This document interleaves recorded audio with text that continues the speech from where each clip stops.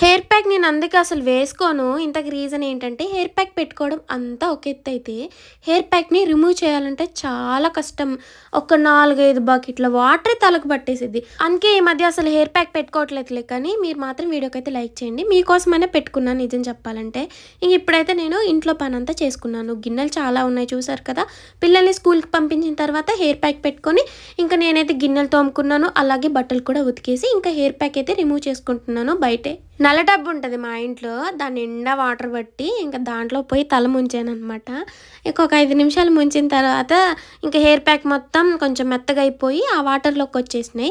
అలా ఒక 2 టైమ్స్ చేస్తే వెంటనే రిమూవ్ అయిపోయిద్ది. కానీ చాలా కష్టం. ఎక్కువ నీళ్ళు వేస్ట్ అయిపోతాయనమాట. ఇలా ఒక 70% పోయిద్ది. తర్వాత మనం షాంపూతో హెయిర్ వాష్ చేసుకుంటే ఇంక మొత్తం పోతదనమాట. సో, వీడియో నచ్చితే లైక్ చేయండి. అలాగే ఫస్ట్ టైం మన ఛానల్‌లో వీడియోస్ చూస్తున్నట్లయితే వెంటనే సబ్స్క్రైబ్ చేసేసుకోవచ్చు కదా! ఇంకిప్పుడైతే బట్టలైతే ఉతికినవి ఉన్నాయి. వాటినైతే ఆరపెడుతున్నాను. ఇంట్లో పని అయిపోయేసరికి 1:30, 2 అవుతుందండి. ఇంకొక ముద్ద తిని మళ్ళీ ఇంకా ఉతికిన బట్టలని మడతలు పెట్టుకుంటూ, మళ్ళీ ఇంకా నా రాక్షసులొస్తారు కదా! అదే నా పిల్లలండి.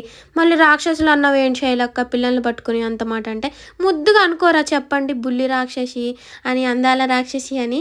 అలాగే నేను కూడా అన్నాను. ప్రతిదాన్ని భూతద్దంలో పెట్టి చూస్తే ప్రతీది కూడా పెద్దగానే కనిపిస్తదిలే కానీ, ఇంతకీ మీ పిల్లల్ని ముద్దు ముద్దుగా ఏమని మీరంటారో కామెంట్ సెక్షన్‌లో షేర్ చేయండి. నేనైతే చాలా పేర్లైతే పెట్టి పిలుస్తూ ఉంటాను. చిన్ని, బుజ్జి, కన్న ఇయన్నీ పెడతాను. ఒక్కొక్కసారి కుక్కపిల్ల, కోడిపిల్ల, నక్కపిల్ల ఇయన్నీ అసలు ఎన్ని చెప్పుకుంటూ పోతే చాలా ఉన్నాయిలే గానీ, మీరేమంటారో కామెంట్ సెక్షన్‌లో షేర్ చేయండి. వీడియో నచ్చితే లైక్ చేయండి. బాయ్.